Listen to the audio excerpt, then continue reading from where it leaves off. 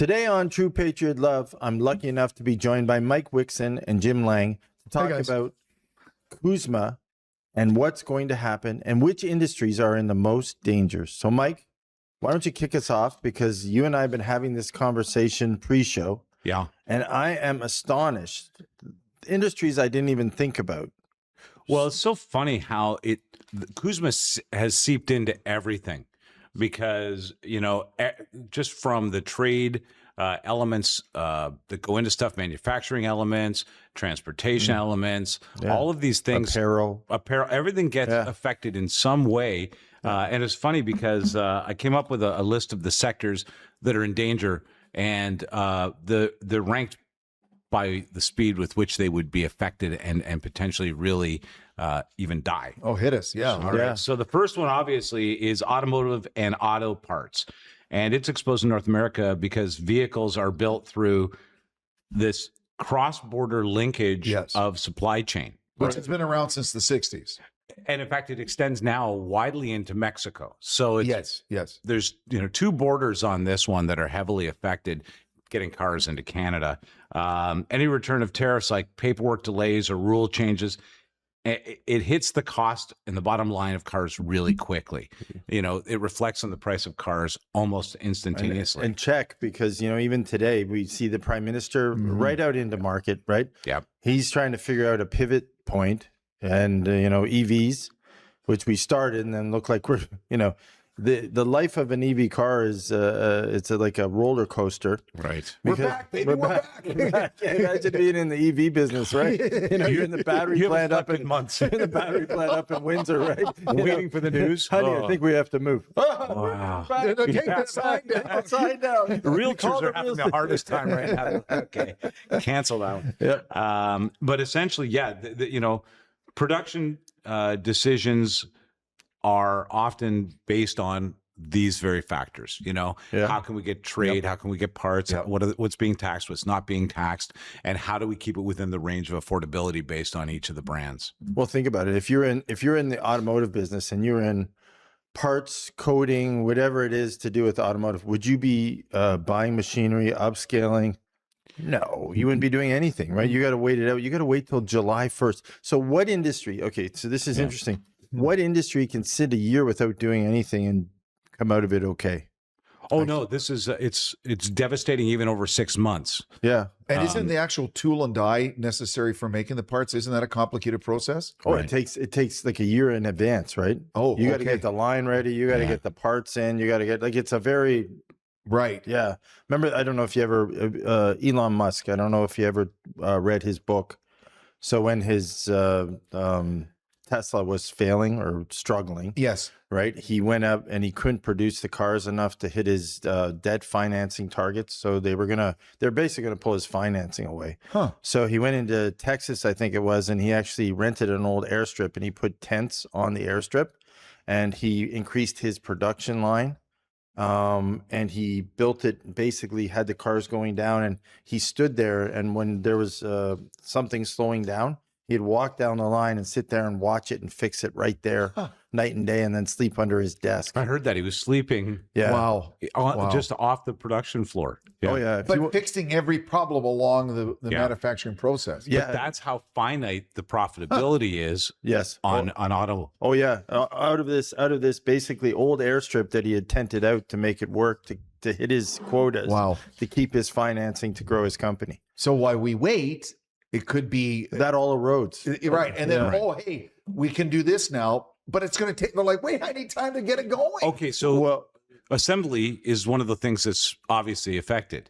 But what you're talking about is the next thing that really takes a hit, just in time parts and logistics. Well, I mean, that's why they built the Gordie Howe Bridge in Windsor, Detroit, right? Yeah. It's the busiest border crossings in the world are the Peace Bridge and now the Gordie Howe Bridge. So now if you're waiting for parts, to your point, that productivity goes down, the cost of vehicles go up. So everything in that process. So that's number one, most likely to be damaged first and ranked by speed of damage.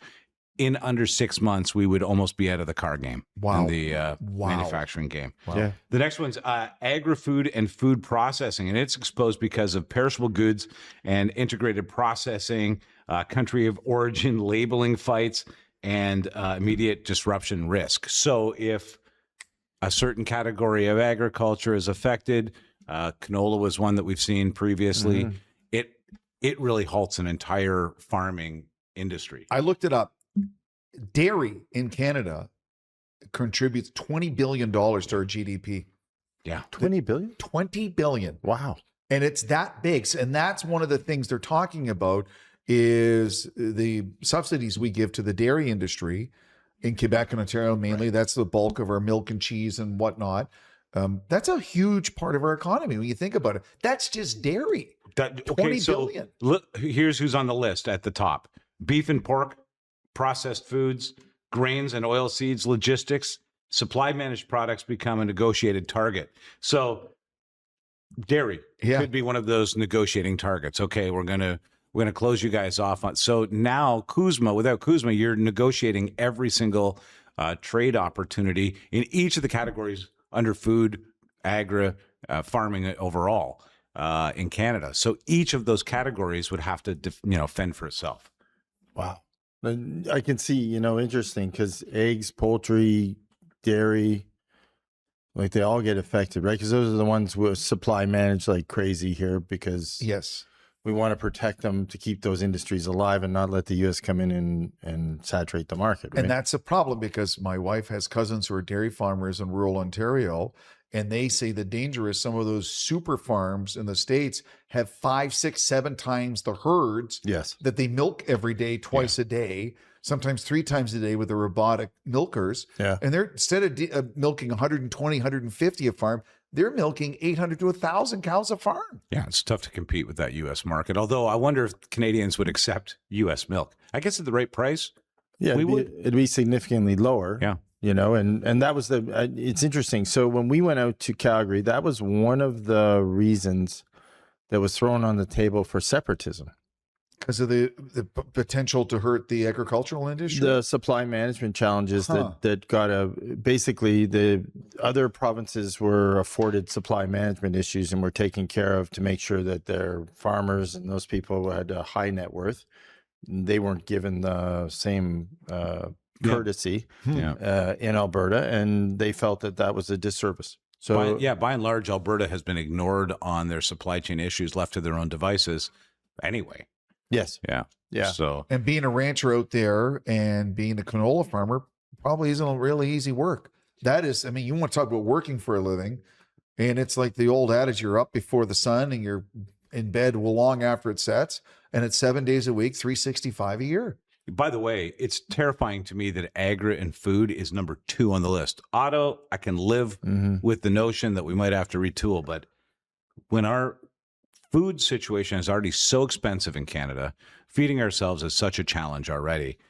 To be without a deal in place in North America to keep that stable, I fear Canadians would end up paying a hell of a lot more at the checkout. Well, and I think that's one of the reasons Carney did the deal for the Chinese vehicles, because that opened up the canola market to China, which is worth billions and billions to Western Canadian farmers. Yeah. But you wonder now, leading up to July 1st, if we do get snubbed at July 1st and he says, no, let's do one-on-one agreements, then should we be doing more on the agri front to secure ourselves? So that's, and that's a great point, Paul. We've only been talking about cars. No, but as long as we're talking about feeding ourselves, you're right. I think that really it's time as a nation we created a really solid approach to feeding ourselves, feeding the nation, and then also our exports. Because if that starts to fall, the cost of living here will skyrocket. Right. Do you know how much a dairy farmer gets for a thing of butter in the store that costs $7 or $8? I'm curious about that. 45 cents. Yeah, I was going to say. What are we paying? I think it's like 18, the farmer gets 18 to 45 $19. cents, and you go to No Frills and it's on sale for $6.50, and you're like, they have limit 2 per customer, so you don't load up, right? Because they think it's such a bargain. That's all they make. Yeah, I've heard that before. It's crazy. It's crazy how it gets marked up. But then everybody gets angry when farmer subsidies come around.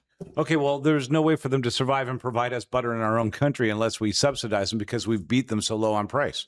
But with our climate, so it's interesting, and climate's becoming more of a topic. Of course. Whatever side you're on the topic, but cold winter as we're having now, right? So you see how food, producing anything in Canada is difficult on the agro side, right? Yeah. It's time to actually sort of readdress that and go back. Are there large greenhouse projects? What type of foods are we bio-fooding? Like, what are we doing, right? Like, because we don't talk about it a lot, and we are sort of captive to the U.S. goes away, and they're not going to deal with us anymore. Then we're going to go to South America. Well, it's interesting because if you take a look just south of the border of the U.S. into Mexico, hothouses, greenhouses, and agra has become very advanced because they have that market. Oh, is that right? And we've just gotten accustomed to buying out of that market rather than supporting ourselves. And you're right. Yes, we have winter in most of Canada for a good chunk of time, but there's technology to get around that. Hydro farming is a big thing. To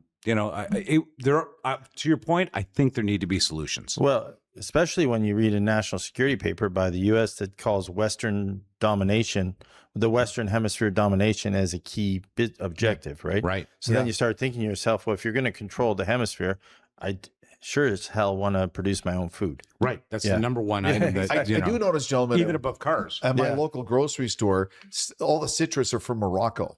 So okay. Yeah. So the citrus is from Morocco, Africa, and they're like taking this from here and there. So because they know a lot of clementines, though, but I know a lot of them Canadians refuse to buy American-made produce. So the suppliers for all the grocery stores in the country are really going to Central and South America, Mexico, Africa, Spain, Gibraltar, you name it. Yeah.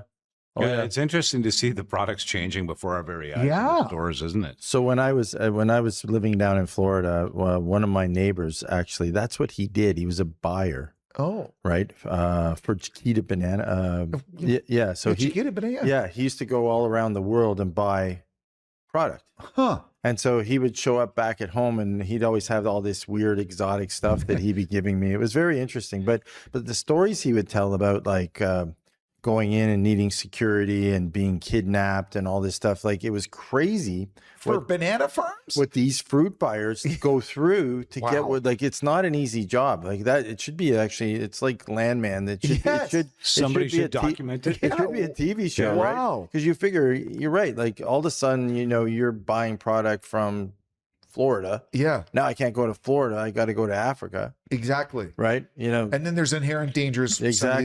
It's definitely a different vibe, no matter where you're going to buy from, and different rules. And you're going to Africa, competing with the Russians who are trying to get it. You're competing. There's all, Africa is being sort of taken control of by different factions right now. China's there in a big way. Yeah, Russia's there in a big way. Yeah. So interesting times. Number 3 on the list, and not surprisingly so, energy and electricity trade. So it's heavily exposed.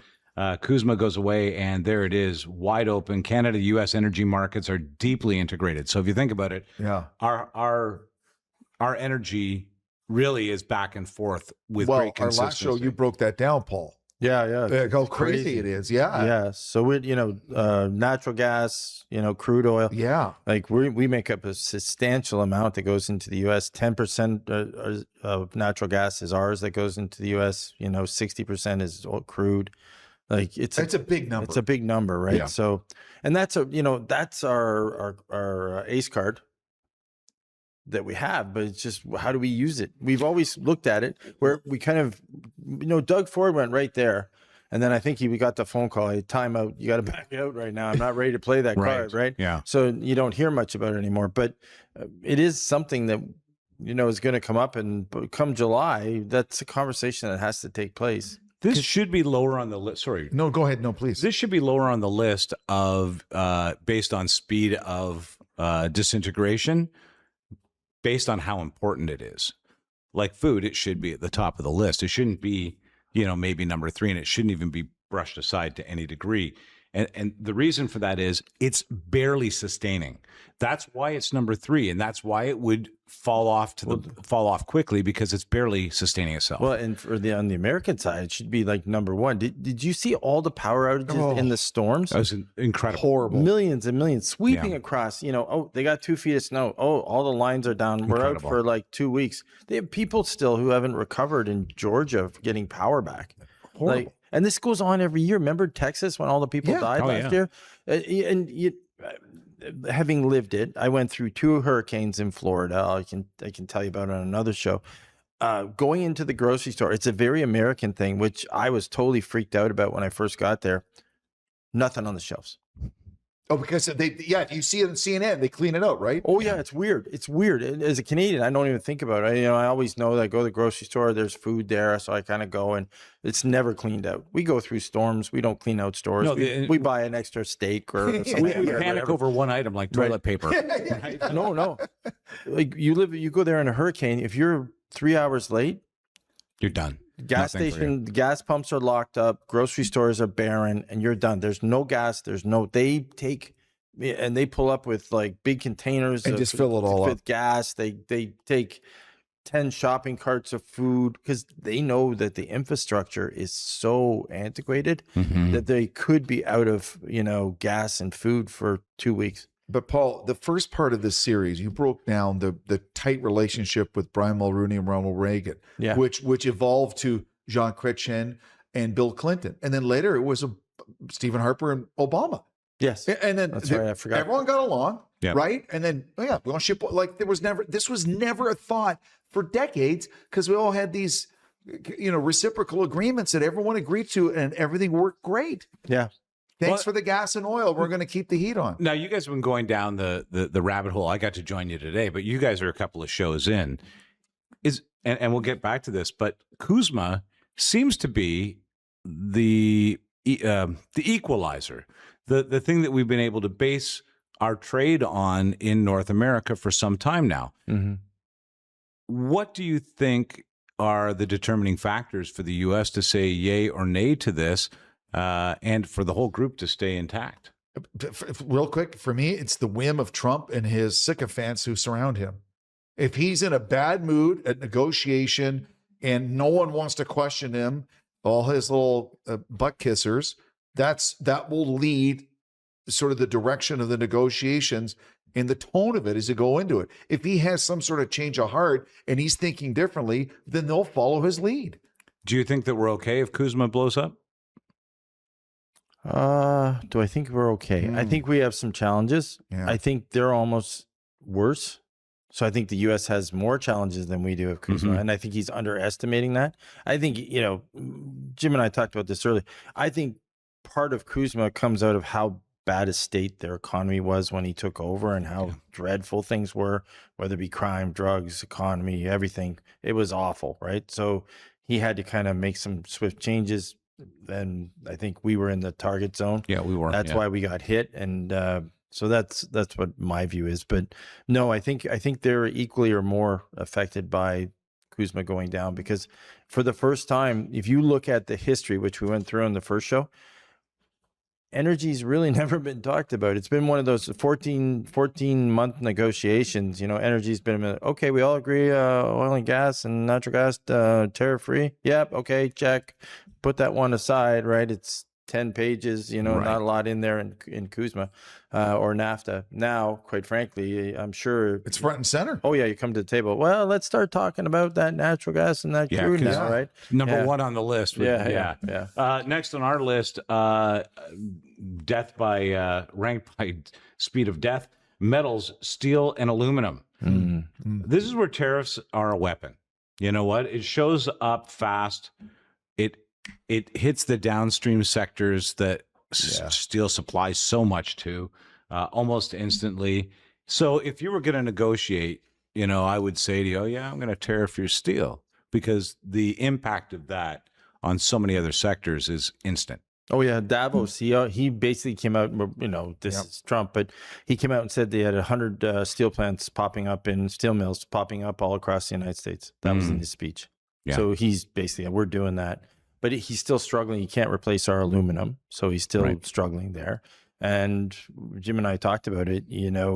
He's really he can our exports. He can tariff our exports. But if we're smart and we actually pivot to a defense strategy that incorporates our steel and aluminum on a bigger way, we can replace it for the short term in order to wait to get to other markets. Oh, clever. So Carney appears to be doing that and talking about it more and more. So let's hope there is a pivot point there.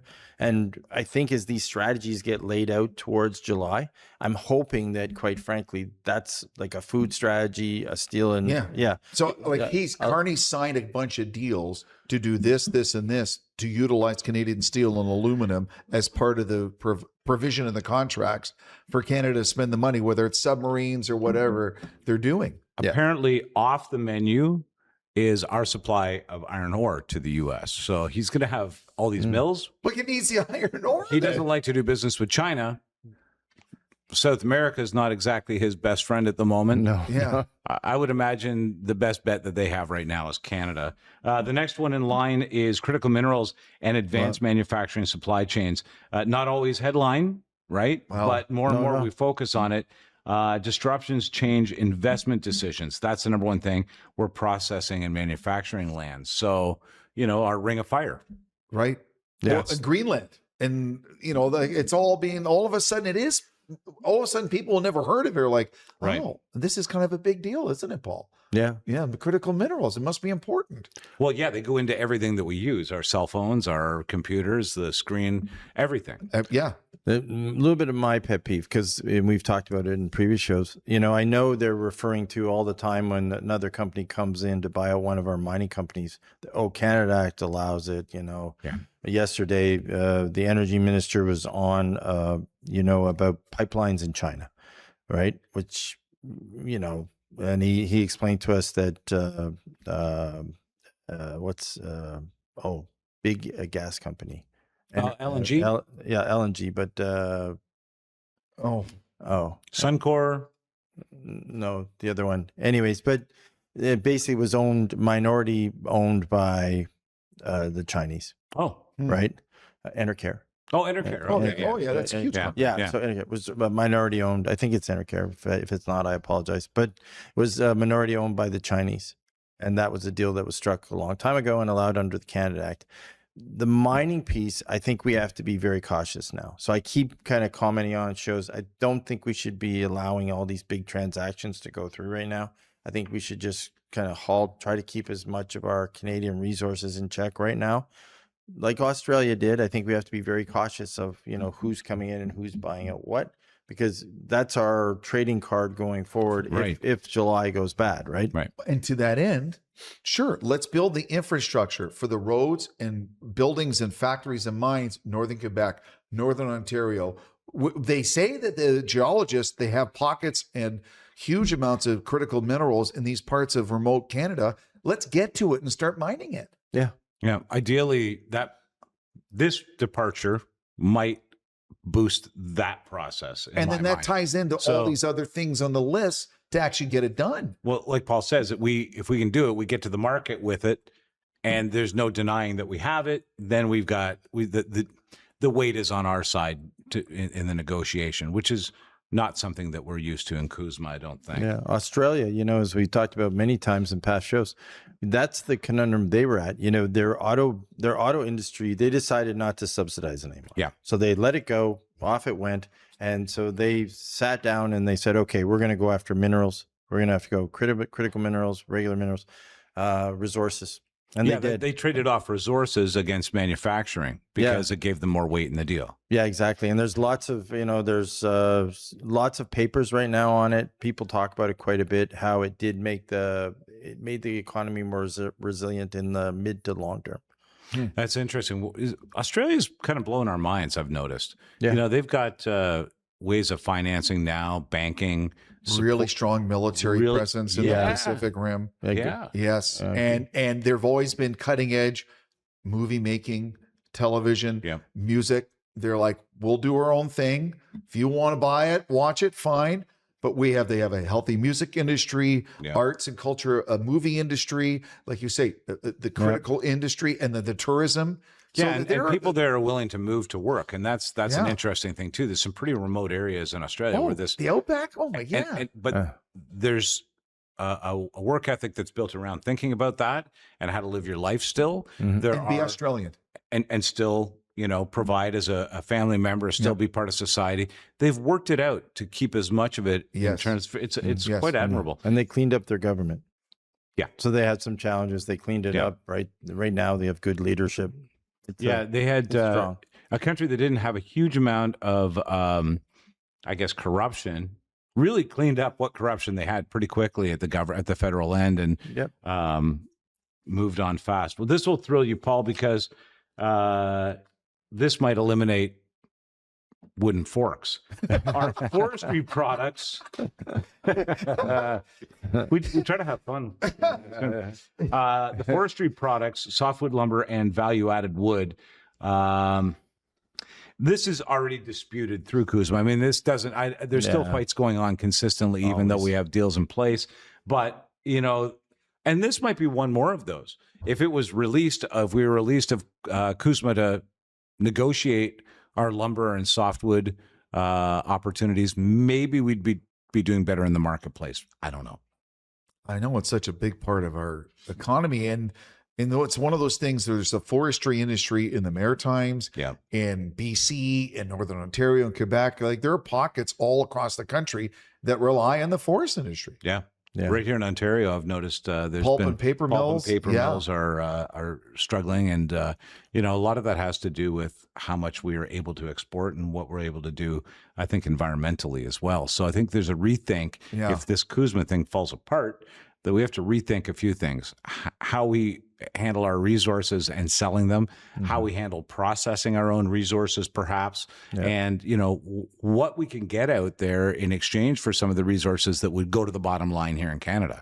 And I think hopefully Carney's looking at it from that perspective. I don't know. This one's a tough one. This really is. Where do they transition to? I don't know. That's Well, you're going to hate the next one then. Construction and cross-border services tied to goods trade. So construction is downstream on every case, right? Every item. Yeah.